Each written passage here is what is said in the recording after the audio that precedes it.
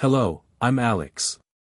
Today, I bring you the story of Eleanor, Ellie, Carter Harrington, a woman who married into Boston's elite, only to realize that being part of a family doesn't mean you truly belong. A world of quiet warfare, where power is measured in cold glances, carefully veiled words, and lavish gatherings hiding deep disdain.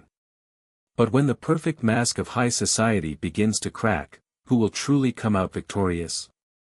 Join me as we uncover a battle for respect, a fight for independence, and one final invitation that could change everything. The soft hum of conversation and the chime of crystal glasses echoed through the opulent ballroom of the Langford Foundation Gala. Beneath the warm glow of chandeliers, Boston's elite moved in a seamless waltz of whispered alliances and unspoken hierarchies. Every movement, every glance, carried weight, a silent declaration of power. At the heart of it all, seated at the table reserved for the most influential guests, Vivian Harrington, 60, lifted her champagne flute with the kind of effortless grace that only decades of high society dominance could hone. Her tailored navy gown, an understated display of old-money elegance, commanded as much attention as her presence.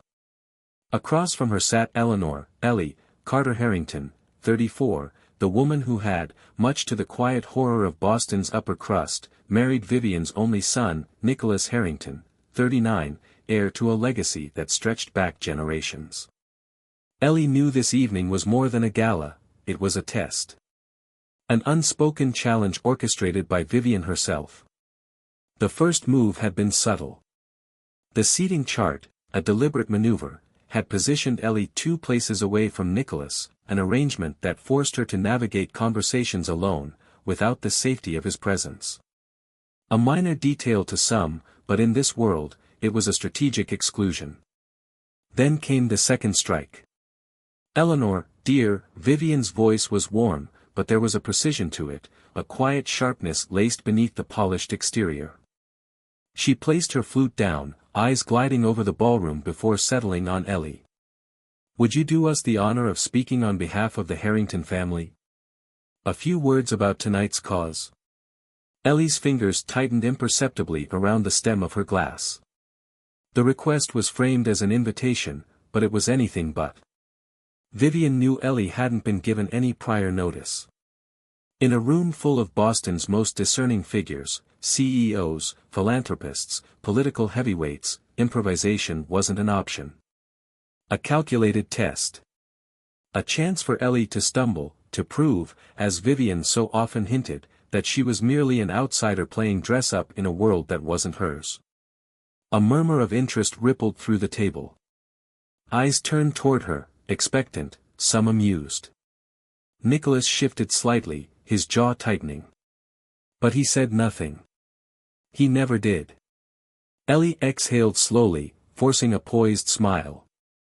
If Vivian wanted to see her falter, she would be sorely disappointed. Rising gracefully, Ellie took her champagne flute and turned toward the audience. The room hushed, the weight of scrutiny pressing in. She spoke, not with hesitation, but with the polished confidence of a woman who had fought for every inch of respect. Her voice carried across the ballroom, threading effortlessly through the space. She wove a narrative that was both compelling and sophisticated, a blend of intellect and passion that left even the most seasoned guests nodding in approval. When she finished, a polite round of applause followed. Nicholas reached for her hand beneath the table, a quiet reassurance. Vivian's expression remained unchanged, her smile polite, measured. But Ellie caught it, the flicker of something behind her mother-in-law's gaze. A moment of hesitation. For the first time, Vivian had underestimated her. But Ellie knew better than to celebrate too soon. Because in the world of the Harringtons, victories were never without consequence. The Harrington estate was an architectural marvel, a relic of Boston's old-money grandeur, where power had been cultivated over generations. Behind its wrought iron gates, secrets were whispered, alliances were formed, and status was guarded with an iron grip. For Eleanor, Ellie, Carter Harrington, 34, Sundays at the estate were less about family and more about endurance. Each gathering was an exercise in quiet resilience, a test of how well she could navigate the labyrinth of unspoken expectations. Seated at the long mahogany dining table, Ellie kept her posture impeccable, a vision of poised elegance in a cream silk dress that Vivian herself could not fault. But she could feel it, the tension coiling in the air, subtle yet suffocating. At the head of the table, Vivian Harrington, 60, presided like a monarch surveying her kingdom. A woman of calculated precision, she never needed to raise her voice or speak in absolutes. Her dominance was woven into the very fabric of every encounter, into the smallest gestures, the measured arch of a brow, the deliberate way she placed her silverware down before addressing someone. And tonight, Ellie was the intended target. "Eleanor, dear," Vivian began, her voice draped in its usual polished warmth. "You handled yourself quite well at the gala. I must say, your speech was unexpected." Ellie's fingers curled slightly beneath the tablecloth. A compliment wrapped in condescension. Vivian's specialty. "Thank you, Vivian," she replied evenly, reaching for her water glass. "It was an honor to represent the family." Vivian's smile remained intact, but there was something in her gaze, a lingering calculation, as though she were recalibrating her assessment. Across the table, Nicholas Harrington, 39, remained silent, his attention fixed on his plate. It was a familiar pattern. He had spent years caught between his mother's quiet tyranny and his wife's quiet endurance, a man skilled at avoidance. The conversation moved seamlessly around them, a symphony of polite backhanded remarks and veiled power plays. Nicola's sister, Isabel Harrington Wells, 36, chimed in about the upcoming charity auction, while Vivian effortlessly guided the discussion toward a topic Ellie knew was coming, the upcoming Harrington family estate renovation. "We've finally secured the architects for the expansion," Vivian announced, lifting her crystal glass in satisfaction. "It's imperative that the estate remains a reflection of the Harrington legacy." Ellie's stomach tightened. She knew where this was going. "That sounds wonderful," she said carefully. "What changes are you making?" Vivian dabbed the corner of her mouth with a linen napkin before answering. "We've decided to restore the grand hall, expand the garden terrace, and," a pause, a deliberate glance in Ellie's direction, "redesign the guest house." A beat of silence. Ellie didn't blink. The guest house was where she and Nicholas lived. Vivian let the weight of her words settle before continuing, her voice laced with faux concern. "It's a lovely space, but rather, separate from the main house. I do think it would be best if you moved into the estate proper." Ellie knew better than to mistake this for an invitation. It was an ultimatum. The guest house had been her sanctuary, the only place within the Harrington estate where she wasn't suffocated by Vivian's presence. Moving into the main house meant complete integration into Vivian's world, constant scrutiny, constant control. She could feel Nicholas tense beside her, but still, he said nothing. Ellie exhaled slowly, setting her fork down with careful precision. "That's a generous offer, Vivian," she said smoothly. "But Nicholas and I are quite comfortable where we are." Vivian's expression remained unreadable, but Ellie saw the flicker of something in her eyes. A calculation. She had expected submission. "You'll reconsider," Vivian said lightly, taking a sip of her wine. "Not a request. A certainty." And just like that, the conversation shifted, as though the matter had already been decided. It was always like this. A battle fought in silk and silver, where submission was disguised as tradition, and control was laced into every spoken word. Ellie had survived many nights like this. But tonight, something was different. As she glanced at Nicholas, his silent complicity, his refusal to ever challenge his mother's grip on their lives, a quiet but growing certainty settled in her chest. If she didn't fight for herself, no one else would. And she was done letting Vivian Harrington decide the terms of her existence. The floral-scented air inside Maison Beaumont, Boston's most exclusive bridal boutique, carried the weight of history. Every gown in the showroom had graced the weddings of the city's most distinguished families. The beaded silks and delicate lace whispered of tradition, legacy, and the unspoken rules that governed this world. For Eleanor, Ellie, Carter Harrington, 34, the visit to the boutique should have been a simple errand. She was here at the request of Isabel Harrington Wells, 36, Nicola's sister, to assist in the final dress fitting before her grand society wedding. But Ellie knew better. Nothing involving Vivian Harrington was ever simple. Vivian, draped in an exquisitely tailored Dior suit, stood by the showroom's tall windows, her posture immaculate as she watched Isabel emerge from the fitting room. The gown was stunning, ivory silk organza, hand-stitched embroidery, and a cascading train that shimmered beneath the boutique's golden lighting. Isabel twirled slightly, a rare, unguarded smile gracing her face. "It's perfect," she breathed, turning toward the mirror. Ellie smiled, stepping forward. "You look breathtaking, Isabel." The moment should have been a celebration. A rare truce. But then, Vivian spoke.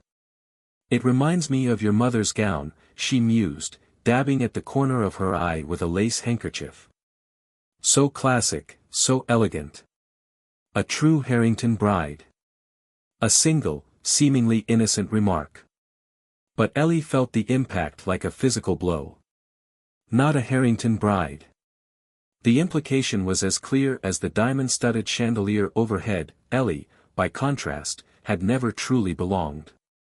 A deliberate reminder that no matter how flawlessly she dressed, how seamlessly she carried herself, she would never be one of them.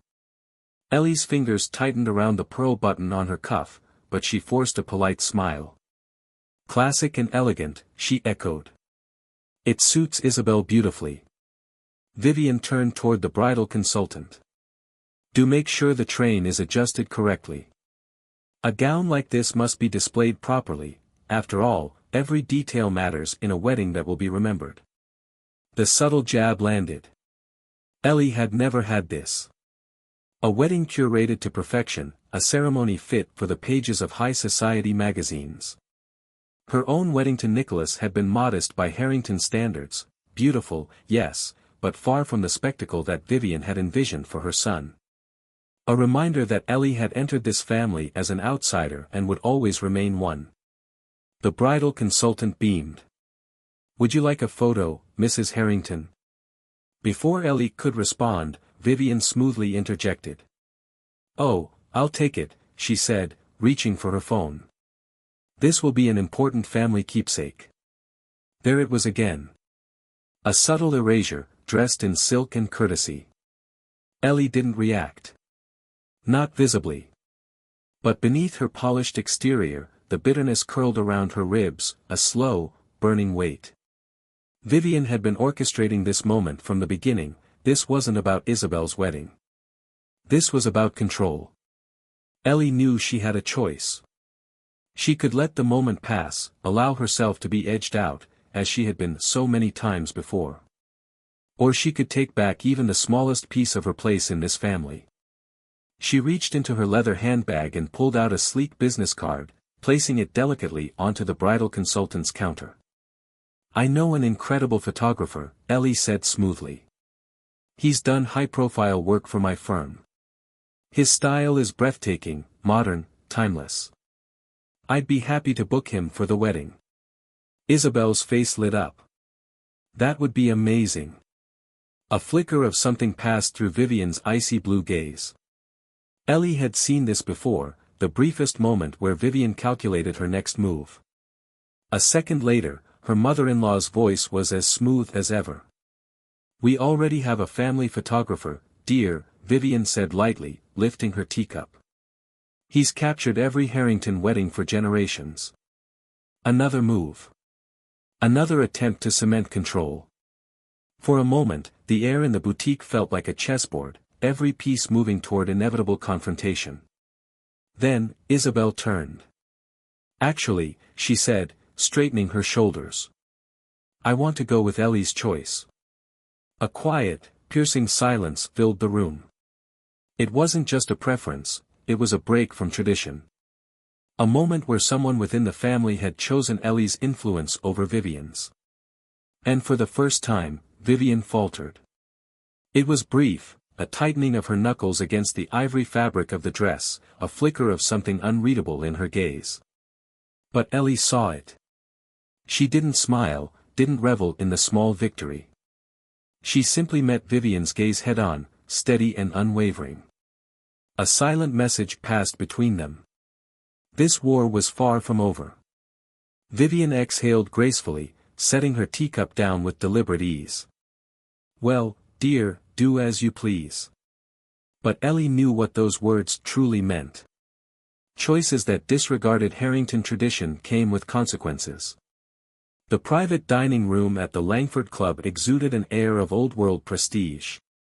Under the warm glow of chandeliers, crystal glasses gleamed against crisp white tablecloths, and the murmured conversations of Boston's elite wove through the space like an intricate melody. It was the final rehearsal dinner before Isabel Harrington Wells' wedding, an event meticulously orchestrated to reinforce the family's social standing. Every detail, from the floral arrangements to the choice of wine, had been curated for perfection. For Eleanor, Ellie, Carter Harrington, 34, this evening should have been another silent test of endurance. She had learned to navigate these affairs with poise, absorbing the subtle dismissals and calculated remarks like an actress playing a role she had never quite been cast for.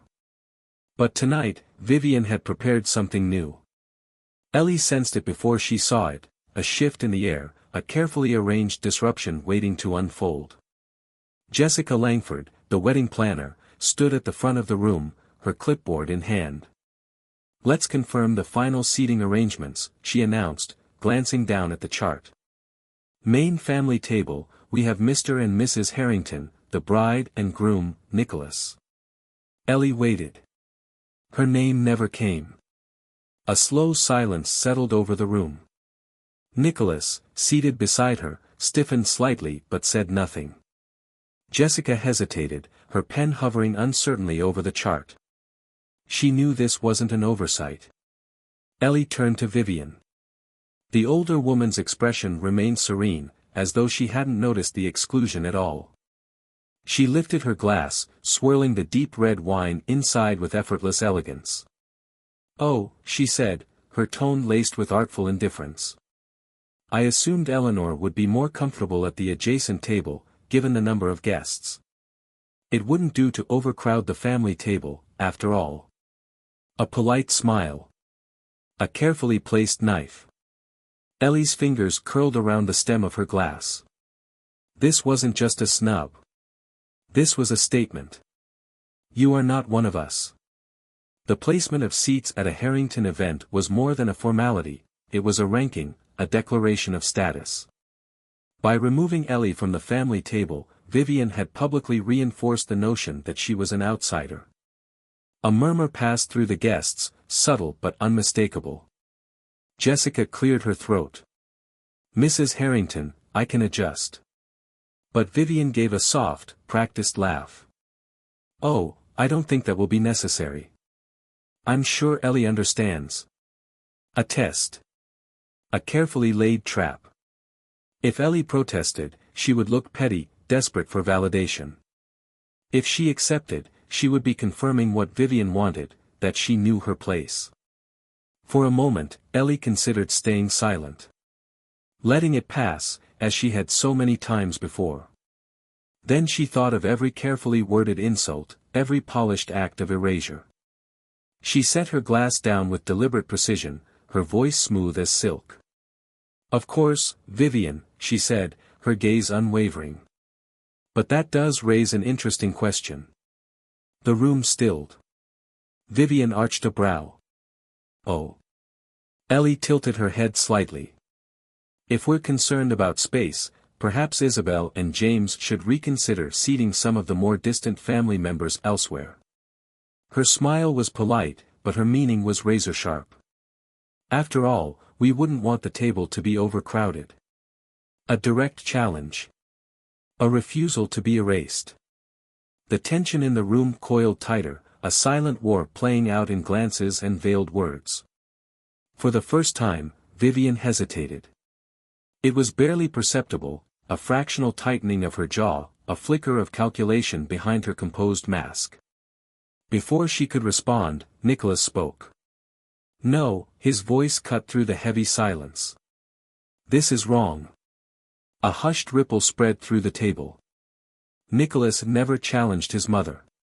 He turned toward Jessica. Fix the seating. Ellie belongs at the family table. Vivian's gaze snapped to her son, her lips parting slightly as if she hadn't anticipated defiance. Ellie exhaled slowly. It had taken years for Nicholas to push back against his mother's dominance. And tonight, he had finally done it. Jessica, sensing the shift in power, cleared her throat. Of course. I'll make the necessary adjustments. Vivian smiled, but it didn't reach her eyes. If that's what Nicholas wants, she said smoothly, lifting her glass once more. We wouldn't want to break tradition, after all. But Ellie saw it, the tiniest crack beneath Vivian's polished exterior. A victory. A small one, but a victory nonetheless. And she knew, without a doubt, that Vivian would not forget this. The grand ballroom of the Langford estate was a vision of perfection, gilded chandeliers casting a warm glow over tables adorned with the finest china, floral arrangements towering in delicate precision, and the scent of jasmine and aged wine mingling in the air. It was the kind of event that Boston high society lived for. For Eleanor, Ellie, Carter Harrington, 34, it was another battlefield. She sat at the Harrington family table, her posture impeccable, her champagne-colored gown a carefully chosen statement of elegance. The evening had been orchestrated flawlessly. The wedding of Isabel Harrington Wells was the kind of spectacle that would be whispered about for years to come. But Ellie knew better than to be lulled into a false sense of security. Vivian Harrington, 60, had been too quiet. Seated at the head of the table, the matriarch of the Harrington dynasty moved through the evening with her usual poised grace. But Ellie recognized the subtle calculation in her movements, the way her fingers tapped lightly against the stem of her crystal wine glass, the glint in her eyes as she exchanged murmured words with the waitstaff. Something was coming. And then, it happened. The waiters moved in synchronized precision, lifting silver cloches from each guest's plate. The aroma of filet mignon and truffle risotto filled the air. Except for one plate. Ellie's. Her place setting remained untouched. No meal. An intentional absence. For a split second, the world seemed to slow. Then came Vivian's voice, smooth, effortless, laced with carefully measured cruelty. You should be grateful just to be allowed to sit here. Silence. The words weren't shouted. They weren't meant to be. They were a final, deliberate stroke of erasure. A quiet, public declaration that Ellie did not belong. A ripple of whispers coursed through the table.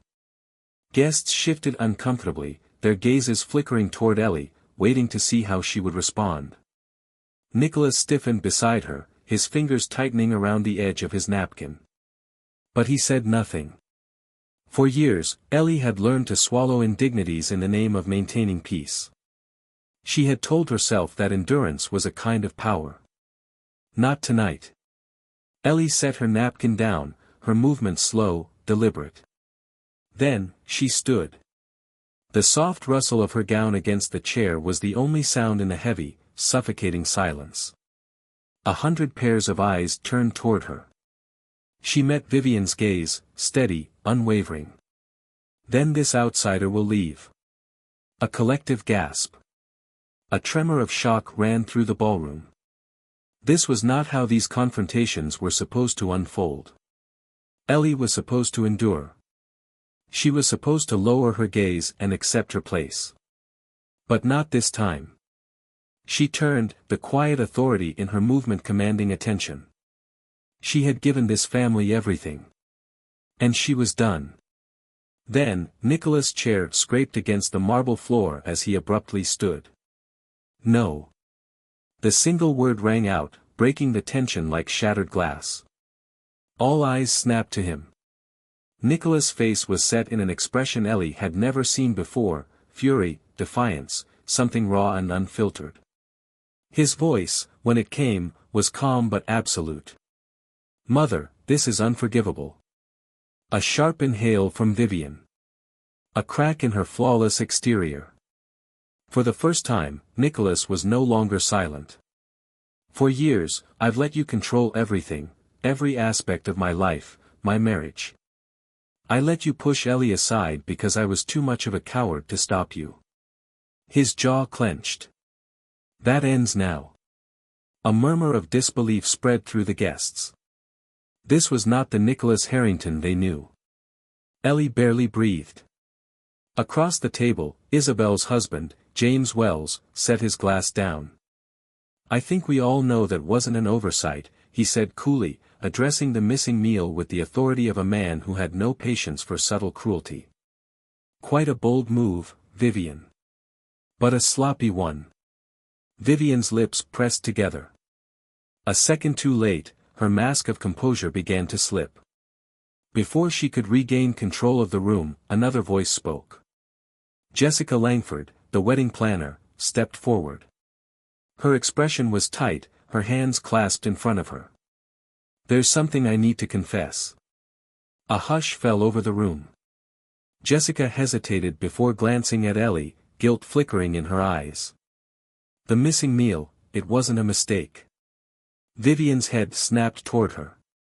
Jessica had broken the unspoken rule, loyalty to the elite. I was given explicit instructions to exclude Mrs. Harrington, Jessica continued. Her voice shook slightly, but she stood firm. And this wasn't the first request of its kind. The final, irreparable crack in the carefully constructed image of Vivian Harrington.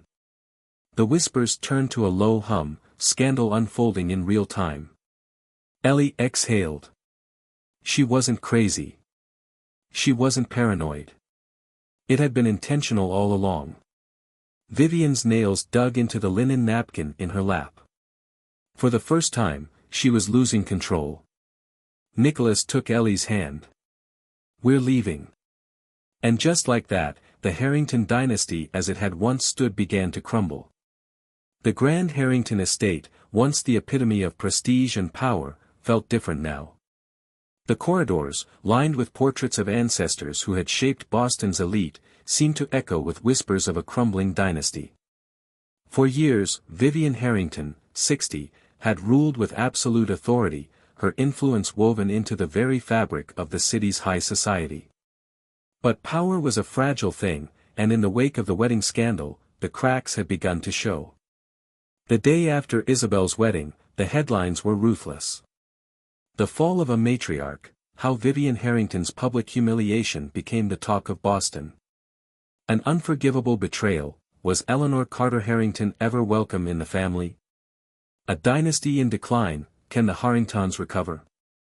Socialites, once eager to remain in Vivian's orbit, now whispered behind manicured hands, their loyalty shifting like the tide.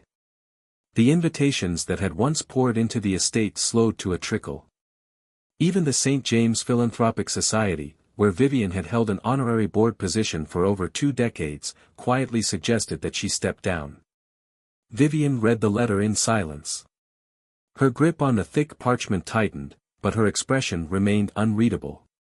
She had spent a lifetime cultivating perfection, ensuring that the Harrington name commanded respect. And now, it was slipping through her fingers. By the time Nicholas, 39, arrived at the estate, Vivian was seated in the study, her sanctuary, where she had orchestrated countless social maneuvers, where she had dictated the course of her family's future. But tonight, the space felt hollow. Nicholas closed the door behind him. His presence carried an unfamiliar weight, not the hesitant, obedient son she had always known, but a man who had finally chosen a side. You went too far, he said, his voice steady but sharp. Vivian lifted her gaze slowly. I did what was necessary. Nicholas exhaled, a bitter laugh escaping. Necessary? You tried to humiliate my wife. Publicly. And for what? He took a step forward.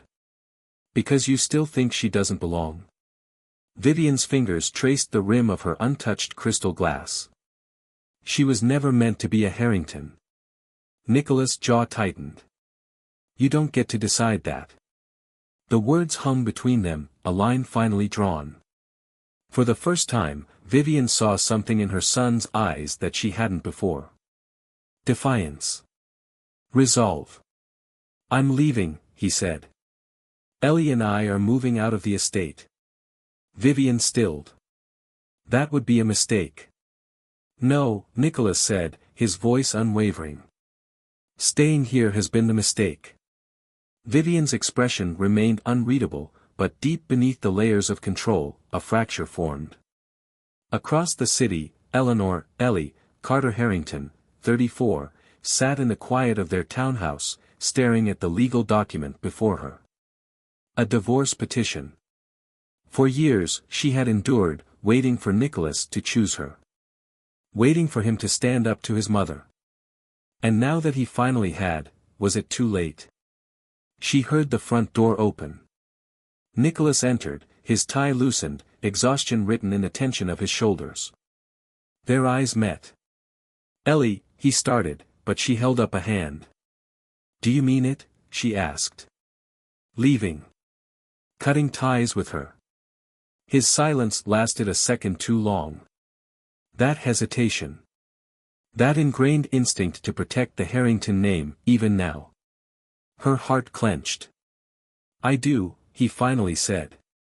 "But I don't know if it's enough." Ellie exhaled slowly, the weight of years pressing down on her. "This can't just be about escaping her, Nicholas," she said quietly. "I need to know you're choosing me, not because it's convenient, not because you're tired of the fight, but because you see me." He crossed the room, kneeling in front of her. "I see you, Ellie," he said. "And I won't let her dictate our lives anymore." Slowly, Ellie reached for the document, hesitating. Maybe there was still something left to save. Back at the Harrington estate, Vivian sat alone in the grand parlor.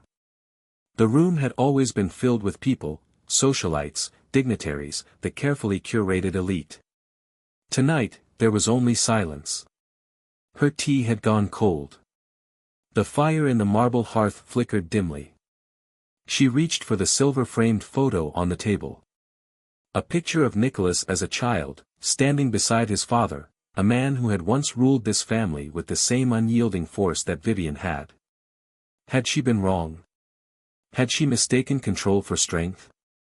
A soft knock at the door. She turned, expecting the housekeeper. Instead, it was Isabel. Her daughter, who had always followed the rules, always upheld the Harrington legacy without question. "Mother," Isabel said softly, stepping inside. Vivian forced a smile. "Isn't it late?" Isabel didn't answer. Instead, she set an envelope on the table. "I think you should read this." Vivian's brow furrowed as she unfolded the letter. Her breath caught. It was from Sarah. Nicholas' late first wife. Her hands trembled slightly as she scanned the words, written in Sarah's familiar, elegant script. "Families aren't built on power. Not on fear. Not on perfection. They're built on love. And if you don't realize that soon, Vivian, you're going to lose everything that ever truly mattered." Vivian's throat tightened. When she looked up, Isabel was watching her with an expression that was unreadable. For the first time in decades, Vivian Harrington didn't know what to say. Why these changes make the story more compelling? The Harrington estate, once an untouchable fortress of prestige and influence, now felt eerily hollow. The staff moved more quietly than usual, their steps softer, their glances cautious, as if the walls themselves could sense the shift in power. For Vivian Harrington, 60, control had always been absolute. But power, she was beginning to realize, had one fatal weakness: it only lasted as long as others allowed it to. And for the first time in her life, no one was listening to her anymore. It began subtly. The morning after Isabel's wedding, Vivian expected the usual flood of congratulatory messages, the invitations to upcoming charity events, the reassurance that the Harrington name remained as untouchable as ever. Instead, silence. Then, the cracks became undeniable. The St. James Philanthropic Society, where Vivian had served on the board for over 2 decades, quietly asked for her resignation. The Harrington Women's Foundation, which bore her name, saw donors begin to withdraw, suddenly uninterested in attaching themselves to a family at the center of scandal. Country clubs, once eager for her presence, stopped extending invitations.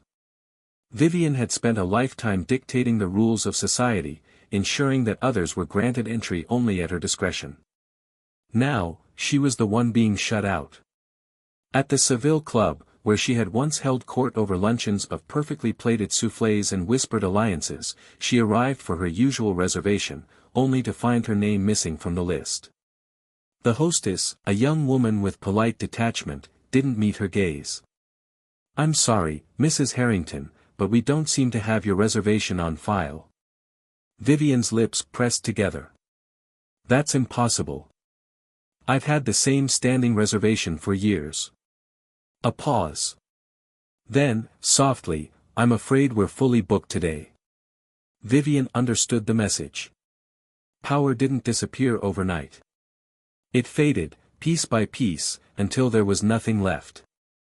And for the first time, she had no one to blame but herself. By the time Nicholas, 39, arrived at the estate, there was no formality in his entrance.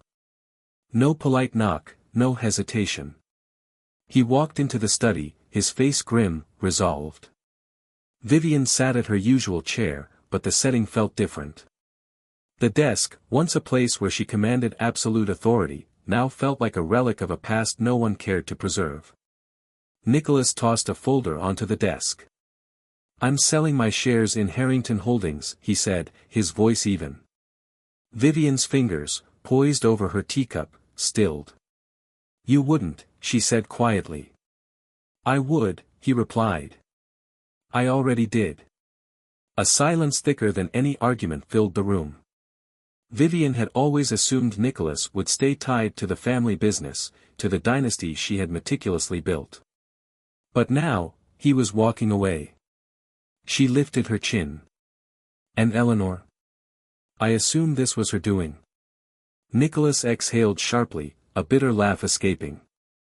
"You still don't get it, do you?" His voice was sharper now, edged with something dangerous, disappointment. "This was never about Eleanor," he continued. "This was about you. About how you used control as a substitute for love. How you pushed away everyone who ever cared about you.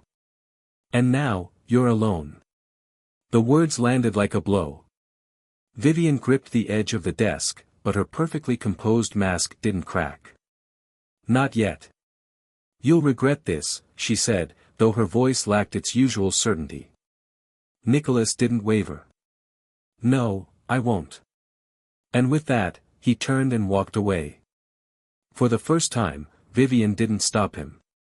Because she knew, there was nothing left to hold on to. That evening, as the estate grew colder in its emptiness, Vivian sat alone in the grand parlor. The silence was suffocating. Then, she noticed the envelope. It had been left on the mantelpiece, deliberate, placed where she would see it. She unfolded the letter with steady hands. The handwriting was familiar. Sarah. Nicholas' late first wife. Vivian's breath caught as she scanned the words that had been written long before this moment, but somehow, felt like they had been waiting for her to read them. "Vivian. I know you will never approve of me, just as you never truly approved of anyone who entered your family without your permission. I spent years trying to earn your acceptance. Trying to be the perfect Harrington wife. But what I learned, what Eleanor will one day learn, is that no one is ever truly enough for you. You mistake control for love. You mistake perfection for loyalty. But you don't see the cost. One day, Nicholas will leave. One day, Isabel will stop seeking your approval. One day, the people who once feared you will realize they no longer have to. And when that day comes, Vivian, you will be alone. Not because they abandoned you. But because you pushed them away. You still have time to change. If you want to. Sarah." Vivian's hands trembled. For the first time in decades, tears blurred her vision. Had it really been that obvious? Had she really been pushing people away, thinking she was protecting them? Had she ever been loved at all, or had she spent her life ensuring that no one ever dared to love her? She set the letter down with careful precision.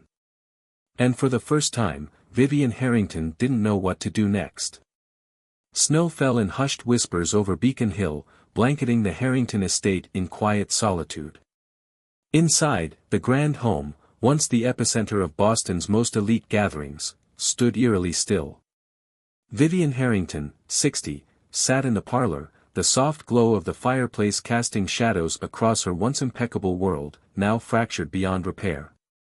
For weeks, she had been waiting. Waiting for Nicholas to return, for Isabel to call, for society to decide that her exile was temporary. No one came. A single sealed envelope lay before her on the polished mahogany table, its presence both foreign and familiar. The handwriting on it was unmistakable. Eleanor. Vivian hesitated before opening it, unfolding the crisp stationery with hands that, for the first time in years, trembled. Vivian. Christmas dinner is at our home this year.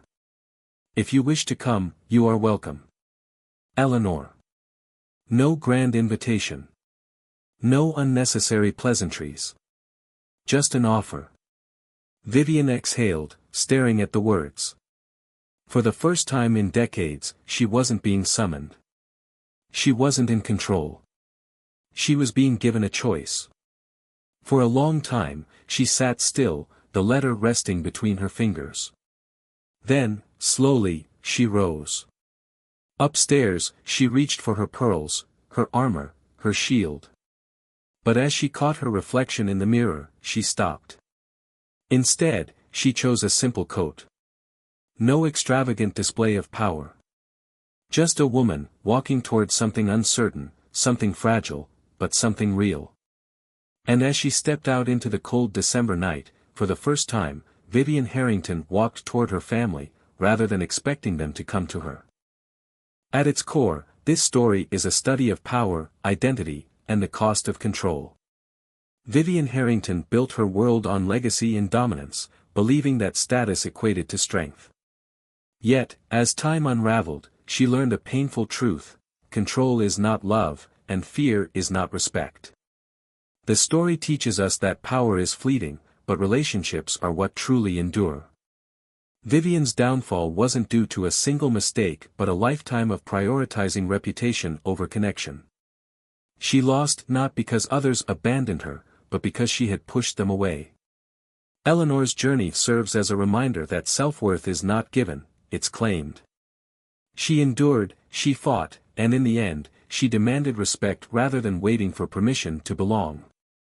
Nicholas' transformation shows that choosing family isn't just about loyalty, but about breaking cycles of silence and complicity. Ultimately, redemption is not about undoing the past, it's about making different choices moving forward. Vivian's quiet step toward her family reminds us that even the proudest can change, if they are willing to put down their pride and reach for something real.